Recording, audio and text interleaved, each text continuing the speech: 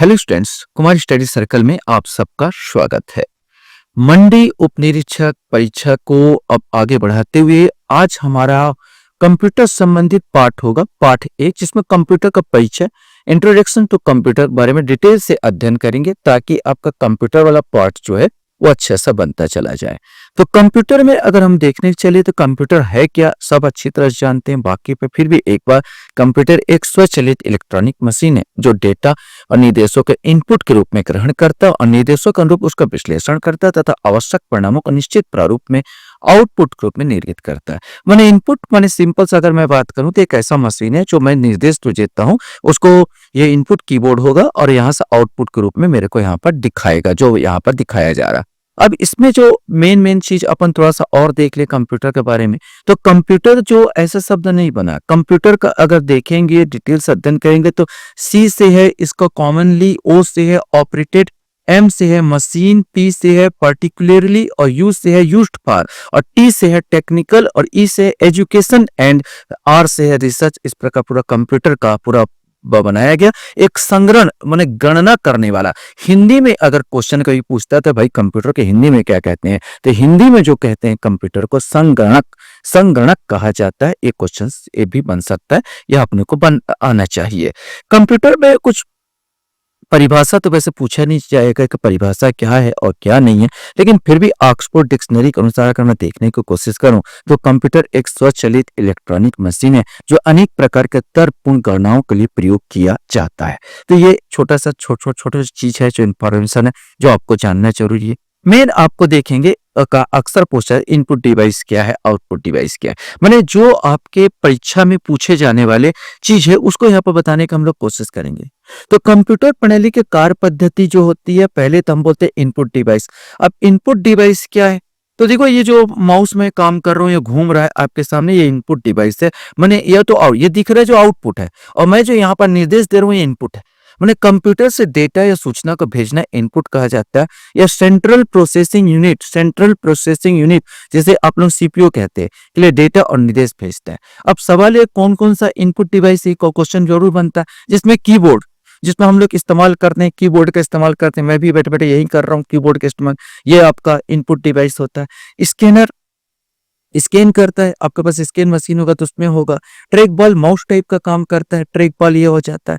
ये MICR जब आप जाते हो कहीं पर और अपना ATM कार्ड को घिसते हो तो ये वाला काम आता है। चेक को पढ़ने का काम आता है। ATM कार्ड जो घिसते वो वाला काम आता है, रखे रहते हैं मार्केट में रखा रहते हैं, जिसमें आपका कुछ एंट्री करते हो फिर आपका पैसा कटता है। इसके बाद टच पैड तो आप लोग अच्छी तरह से जानते हैं और टच पैनल भी आप देखते हैं, उसमें तो आप निकाले होंगे ATM से आप पैसा निकाले होंगे तो टच पैनल का काम तो किए होंगे। जॉयस्टिक बहुत बार पूछता है क्या काम आता है, जो बच्चे लोग खेलते हैं ना, गेम खेलते हैं ना, उसके लिए काम आता है जॉयस्टिक। तो जॉयस्टिक क्या काम आता है, कॉमन चेप हो गया यहाँ पर। बार कोड रीडर आपने देखा होगा, सुपर मार्केट में देखा होगा, बड़े बड़े मार्केट में बार कोड रीडर होता है। माउस तो आप जानते ही हैं। OCR अगर बात किया जाए तो ऑप्टिकल कैरेक्टर रिकॉग्निशन बोलते हैं इसको, प्रिंट मीडिया में काम आता है। ये OCR होता है जो ऑप्टिकल कैरेक्टर रिकॉग्निशन कहते हैं। इसी प्रकार थोड़ा सा ही बता दूं, MICR बोलते हैं, मैग्नेटिक इंक रिकॉग्निशन कहा जाता है इसको। MICR को मैग्नेटिक इंक रिकॉग्निशन कहा जाता है, OCR को ऑप्टिकल कैरेक्टर रिकॉग्निशन कहा जाता है। फिर कीबोर्ड होते हैं, ये सब के सब इनपुट डिवाइस होते हैं जिसमें से हम कंप्यूटर में कुछ निर्देश देते हैं और कुछ निर्देश भेजते हैं। प्रोसेसिंग यूनिट की बात करते हैं, अब CPU की बात कर लेते हैं। सेंट्रल प्रोसेसिंग यूनिट कंप्यूटर के निर्देश को एग्जीक्यूट करता है। कैसे करेगा, तो डाटा प्रोसेसिंग में आता है, कलेक्शन करेगा या प्रिपरेशन करेगा, इनपुट के रूप में उसको लेगा, प्रोसेसिंग करता, आउटपुट के रूप में आपको दिखाएगा, स्टोरेज करता है। ये पूरा डाटा प्रोसेसिंग एंड प्रोसेसिंग का काम होता है। सेंट्रल प्रोसेसिंग यूनिट कंप्यूटर का ये पूरा काम होता है। वर्ड प्रोसेसिंग के अंतर्गत जाता है, यहाँ पर सॉफ्टवेयर है तो वर्ड प्रोसेसिंग में क्रिएट किया जाता है, फिर एडिट किया जाता है, सेव कर सकते हैं, प्रिंट कर सकते हैं। ये वर्ड प्रोसेसिंग जैसे मैं छोटा सा एक उदाहरण में आपको दिया, ये सब होता है CPU का, माने ये पूरा मस्तिष्क है कंप्यूटर का। अब आउटपुट डिवाइस जो आपको दिखाई दे रहा, जैसे आप मॉनिटर मेरे वीडियो को देख रहे हैं, आउटपुट डिवाइस होगा। यह उपयोगकर्ता को संशोधित डेटा उपलब्ध कराता था। आउटपुट डिवाइस में क्या क्या आ जाएंगे, एक तो मॉनिटर आ जाएगा, जो दिखाई देता है। आप कंप्यूटर के स्क्रीन भी आउटपुट डिवाइस है जो आपको दिखाई दे रहा है। वेब कैम आता है, स्पीकर आता है, सुनाई देता है। यहाँ पर मॉनिटर बताई दिया, प्रिंटर होता है, प्रिंटर भी पूछता है क्या है तो आउटपुट डिवाइस है। यहाँ पर देखो प्रिंटर दो प्रकार का काम है, इनपुट और आउटपुट दोनों काम करता है प्रिंटर। एक चीज याद रखना, जब हम स्कैन करते हैं तो इनपुट हो जाता है और जो निकलता है वो आउटपुट हो जाता है। तो प्रिंटर जो है तो दोनों टाइप का काम करता है। हेडफोन है, प्रिंटर है, माइक्रोफोन है, वेबकैम है, ये सब कैमरा है, जो ये सब के सब आउटपुट डिवाइस के अंतर्गत आते हैं, जो अक्सर एग्जाम में पूछ लेते हैं कौन सा आउटपुट बताइए, इसमें से कौन सा आउटपुट है और कौन सा इनपुट है।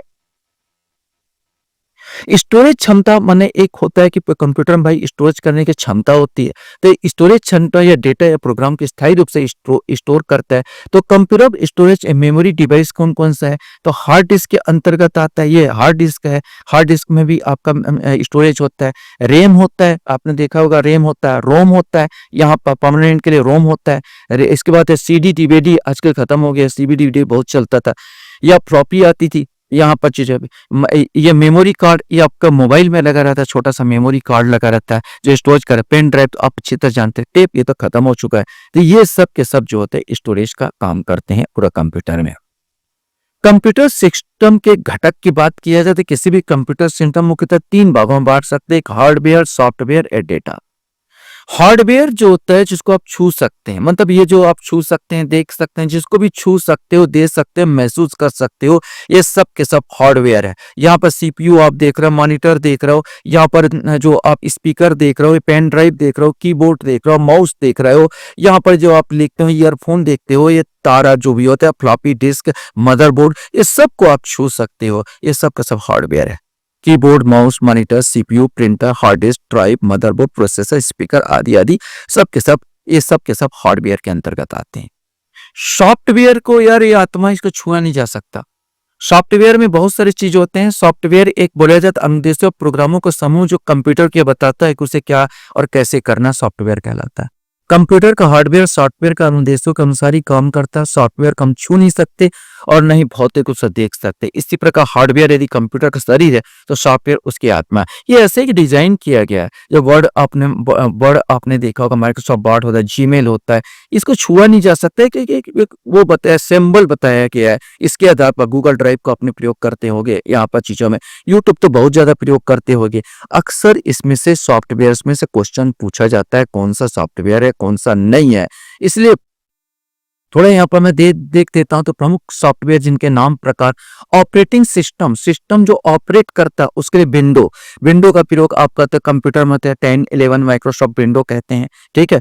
मैक ओएस एप्पल में काम आता है, मैक ओएस जो होता है एप्पल में काम आता है, ये भी सॉफ्टवेयर है। लिनक्स जो होता है अवंटू या फेडोरा, अवंटू होता है, फोडोरा होता है, डेबियन होता है, ये सब फ्री वाले हैं, फ्री निःशुल्क ओपन सोर्स कहता है। कभी कभी क्वेश्चन पूछता है इसमें से बताइए ओपन सोर्स सॉफ्टवेयर कौन सा है, तो अवंटू या अवंटू है, फोडेरा है, अवंटू, फोडेरा और डेबियन भी है। ये सब के सब होते हैं, ये ओपन सोर्स या होता है, निःशुल्क होते हैं। एंड्रॉयड आपको मोबाइल में काम आता है। इसके बाद एप्लीकेशन सॉफ्टवेयर में वेब ब्राउजर में गूगल क्रोम आप इस्तेमाल करते हो, मोजिला फायरफॉक्स इस्तेमाल करता है, सफारी, माइक्रोसॉफ्ट एज, ये सब प्रयोग करते होगे। ये सब बहुत पूछता है, बहुत इंपॉर्टेंट चीज है, ये सब दिमाग में बैठा कर रखना है, ये सब सॉफ्टवेयर का नाम है। ऑफिस प्रोडक्टिविटी में एमएस ऑफिस वर्ड का, एमएस ऑफिस में वर्ड आता है जिसमें लिखने का काम आता है, एक्सेल आता है, पावर पॉइंट में आता है। अभी मैं जो आपको बना रहा हूँ ये पावर पॉइंट में, जो आप मेरे वीडियो देख रहे हैं ये सब पावर पॉइंट में बनाया हुआ, तो मैं जो आपको दे रहा हूँ ये पावर पॉइंट में दिया है, जिसमें डिजाइनिंग कर सकते हैं आप। गूगल है, वर्कसेप है, ये सब ऑफिस एप्लीकेशन सॉफ्टवेयर आता है। ग्राफिक्स डिजाइनिंग में आता है एडोब फोटोशॉप आप उपयोग किए होंगे, या एडोब कोरल ड्रा आता है जिसमें डिजाइन कर सकते हैं, एमएस पॉइंट आता है, ये सब के सब होता है ग्राफिक डिजाइन बनाने में आता है। मीडिया प्लेयर में वीएलसी मीडिया प्लेयर आता है। संचार में स्काइप आता है, जूम आता है, माइक्रोसॉफ्ट टीम आता है, यहाँ पर ये सब आ जाता है ना। तो ये सब के सब संचार कम्युनिकेशंस के अंतर्गत आते हैं। तो ये बहुत इंपॉर्टेंट है जो आपको दिमाग में बैठा कर रखना है। अब इसको समझ में आ जाना, मोजिला क्या है, यहाँ पर ये सफारी क्या, माइक्रोसॉफ्ट एज क्या है, अवंटू और फोडेरा, ये बहुत पूछा है, ये सब दिमाग में बैठा कर।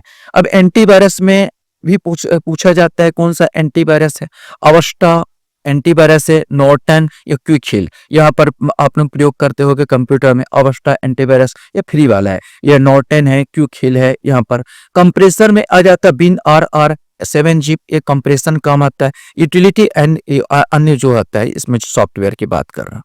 प्रोग्राम डेवलपमेंट के लिए पाइथन आता है, जावा आता है, जावा स्क्रिप्ट आता है, जीट आता है, जीरा आता है। ये बहुत इंपॉर्टेंट है, ये किसमें काम आता है, पाइथन क्या है, ठीक है, जावा क्या है, ये सब क्वेश्चन बनता है। प्रोग्रामिंग डेवलपमेंट काम आता है।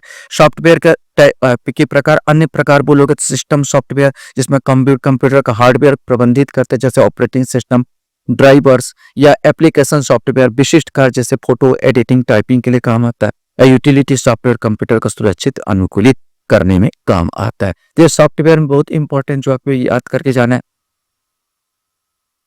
अब आता है डाटा, तथ्यों का सूचनाओं को अव्यवस्थित संकलन होता है। डाटा के प्रकार संख्यात्मक डाटा भी हो सकते हैं, न्यूमेरिकल डाटा होते हैं, 1 2 3 4 जो भी नंबर होता है ये सब के सब संख्यात्मक डाटा के अंतर्गत आता है। चिन्हात्मक डाटा कुछ चिन्ह के रूप में होता है, अल्फा न्यूमेरिकल डाटा कहलाता है, जिसमें अक्षरों अंकों चिन्हों का प्रयोग किया जाता है। इसमें अंकगणितीय क्रिया नहीं की जा सकती, पर इसकी तुलना की जा सकती, जैसे कर्मचारी को पता आता, ये सब के लिए अल्फा न्यूमेरिकल डाटा काम आता है। इसके बाद सूचना इंफॉर्मेशन की बात कर लिया जाए तो डाटा को उपयोगिता के आधार पर एक विश्लेषण और संकलन के बाद प्राप्त तथ्यों को सूचना कहते हैं। इस प्रकार डाटा अव्यवस्थित तथ्य है, जबकि सूचना व्यवस्थित डाटा जो प्रोग्राम करने वाले को उपयोगी होता है। सूचना प्राप्ति, ये तो सिंपल आपको सूचना जो प्राप्त होगी। डाटा प्रोसेसिंग होता है, डाटा उपयोगी के आधार पर किया जाने वाला विशिष्ट विश्लेषण डाटा प्रोसेसिंग कहलाता है। तथ्यों का संकलन के डाटा है, डाटा प्रोसेसिंग फिर सूचना आता है। इलेक्ट्रॉनिक डाटा प्रोसेसिंग में आता है इलेक्ट्रॉनिक विधि के द्वारा विश्लेषण, इलेक्ट्रॉनिक डाटा प्रोसेसिंग। अनुदेश आता है, इंस्ट्रक्शंस आप दोगे कंप्यूटर, कुछ प्रोग्राम आएगा, कुछ प्रोग्राम कंप्यूटर दिए जानवर अनुदेश समूहों का प्रोग्राम कहते हैं। सॉफ्टवेयर के बारे में आपने बता दिया था, मैं पूरा उस चीज में कंप्यूटर कुछ विशेषता अगर बात किया जाए तो स्पीड की बात किया जाए तो कंप्यूटर प्रोसेसर के स्पीड हर्ट्ज में नापते हैं। वर्तमान कंप्यूटर 1 सेकंड में 10 लाख से भी, याद रखें, 10 लाख से भी अधिक निर्देशों को प्रोसेस कर सकता है। अतः कंप्यूटर गति को MIPS, एक क्वेश्चन बन जाएगा कि कंप्यूटर गति किसमें नापते हैं, तो कंप्यूटर गति को MIPS मिलियन इंस्ट्रक्शंस पर सेकेंड ना, इंस्ट्रक्शंस पर सेकेंड में नापते हैं। तो MIPS पूछा गया है, MIPS में मापा जाता है। स्वचालित होता है, अपने हम बस वो देते हैं जी, कमांड देते हैं, वो अपने आप चलता है। त्रुटि रहित कार्य करता है। स्थायी भंडार क्षमता होता है यहाँ पर, ये कंप्यूटर की विशेषता होती है, कुछ इंपॉर्टेंट है। विशाल भंडार क्षमता रख सकते हैं हम, जितना आपका GB वाला होगा, जितना आपका स्ट्रॉन्ग कंप्यूटर होगा उतना क्षमता वाला होगा। भंडारी सूचना तीव्र गति से प्राप्त कर सकते हैं। जल्द निर्णय लेने की क्षमता होती है। विविधता ला सकते हैं, पुनरावृत्ति बार बार रिपीट कर सकते हैं। स्फूर्ति होती है, गोपनीयता होती है, आप कोड वर्ड डाल के गोपनीय बना सकते हो। कार्य में एकरूपता होती है, विश्वसनीयता होती है और कागज का प्रयोग में बिल्कुल कमी लाता है। लेकिन कुछ सीमाएं भी कंप्यूटर की होती है। बुद्धिहीन, ये जो भी काम है अपने से का काम नहीं करेगा, ये जो भी आप करोगे वो उसके आधार पर करेगा, तो बुद्धिहीन है। खर्चीली प्रणाली भी हो जाती है। वायरस का खतरा भी होता है, लोग वायरस के द्वारा खत्म भी कर सकते हैं कंप्यूटर का, आपका जितना आपका एक झटके में खत्म हो जाएगा जितना आपने स्टोर करके रखे। विद्युत पर निर्भर है। और रोचक तथ्य कुछ इंपॉर्टेंट चीज है कि भारत का पहला कंप्यूटर भारतीय सांख्यिकी संस्थान इंडियन स्टैटिस्टिकल इंस्टीट्यूट कोलकाता सन 1956 में स्थापित किया गया था। ये भी इंपॉर्टेंट है। भारत कंप्यूटर का प्रथम प्रयोग 16 अगस्त 1986 में बेंगलुरु के प्रधान डाकघर में किया गया, जो कि भारत का प्रथम पूर्ण कंप्यूटर की डाकघर नई दिल्ली है। और 2 दिसंबर प्रतिवर्ष विश्व कंप्यूटर साक्षरता दिवस के रूप में मनाया जाता है। तो ये छोटा सा इंट्रोडक्शन भी इंपॉर्टेंट है। आशा करता हूँ ये वीडियो आपको अच्छा लगा होगा। आप लोग मेरे वीडियो को वॉच करते इसलिए धन्यवाद। Thank you very much.